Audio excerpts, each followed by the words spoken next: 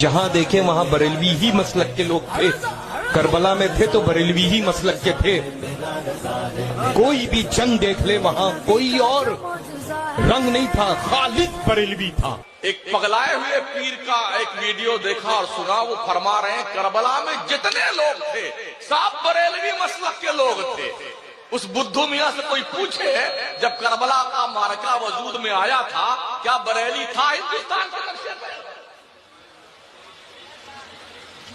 और हैरत ये है ऐसे जाहिल पीरों की हिमायत मौलवियों की टोली लग जाती है।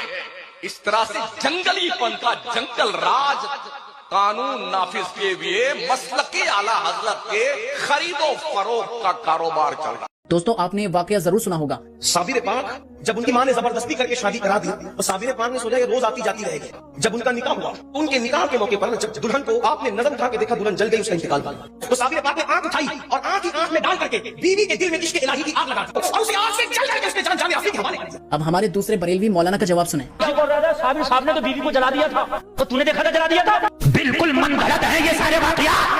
साबिर अलाउद्दीन कलियारी ने किसी बीवी को नहीं जलाया। देखिए अब आपने खुद सुना ना कि एक ही फिरके के मौलवी एक दूसरे की बात का रद्द कर रहे हैं। मुझे बताएं कि किसकी बात मानी जाए, उनकी जो इस वाकये को सही कहते हैं या फिर उनकी जो इस वाकये को गलत कहते हैं। हालांकि दोनों एक ही फिरके के मौलवी हैं और दोनों ही आलिम हैं, तो फिर सवाल तो उठता है ना कि किसकी बात सच्ची है। इसलिए तो मैं कहता हूँ कि अंधी तकलीद मत करो बल्कि तहकीक करो, क्योंकि हर बात को तस्दीक के बगैर मान लेना अक्लमंदी नहीं बल्कि बेवकूफी है। दीन का असल सोर्स कुरान और सुन्नत है, न कि बुजुर्गों की कहानियां। अब जरा दिमाग से सोचो। ओके दोस्तों, पहले आप इस वीडियो को देखिए। गुनाहगार हूँ पर गुलाबी नहीं हूँ, गुनाहगार हूँ पर गुलाबी नहीं हूँ, शराबी हूँ लेकिन वहाबी नहीं हूँ। ये असद इकबाल हैं, हमारे हिंदुस्तान के बहुत मशहूर शायर, बहुत मशहूर नात खां। जिंदगी कट गई इनकी स्टेजों पर, लेकिन अभी तक इन्हें समझदारी नहीं आई, शोर नहीं आया, क्या बोलना है क्या नहीं बोलना है।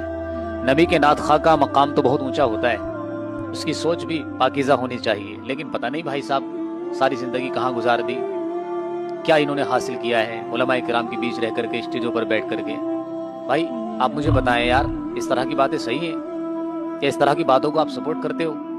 शराबी होना मंजूर है, कभी कोई कहता है मुझे हिंदू होना मंजूर है। यार ये कैसी बातें कर रहे हैं आप लोग?